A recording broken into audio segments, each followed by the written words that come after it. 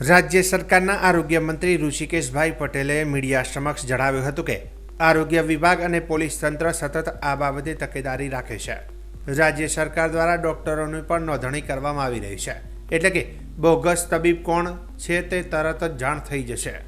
Rajkot SOG પીઆઈએ જણાવ્યું હતું કે આ વર્ષે 6 બોગસ તબીબો ઝડપાય છે. જ્યાં પણ આવી માહિતી મળે છે તરત જ પોલીસ એક્શન લેતી હોય છે. લોકોના આરોગ્ય સાથે ચેડા કરનાર વિરુદ્ધ નિયમ મુજબ કાર્યવાહી કરવામાં આવશે. પોલીસ આવા બોગસ તબીબો પર સતત વોચ રાખી કાર્યવાહી કરતી હોય છે.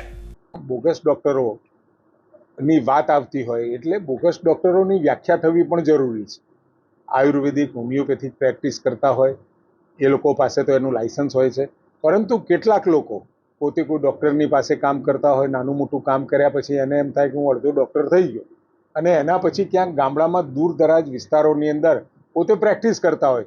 બિલકુલ અમારા આરોગ્ય વિભાગને પણ કહ્યું છે, અને સાથે આરોગ્ય વિભાગને પોલીસ વિભાગ સાથે રહી આ કાર્યવાહી કરવા, કારણ કે એક વખત બોગસ ડૉક્ટર ઝડપાય એટલે સ્વાભાવિક બોગસ હોય અને એની પાસે કોઈ પણ પ્રકારની ડિગ્રી ના હોય, ને હવે તો ક્લિનિકલ એસ્ટાબ્લિશમેન્ટ આવે છે.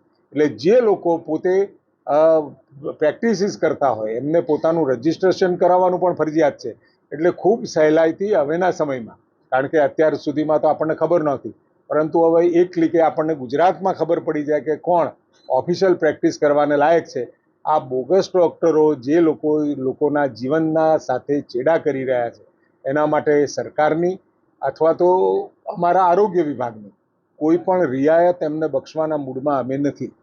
રાજકોટ શહેર ખાતે ટોટલ 6 તબીબો ઝડપાયેલા છે, બોગસ તબીબો કે જે ડિગ્રી વગર એલોપેથિક દવાઓની પ્રેક્ટિસ કરતા હતા.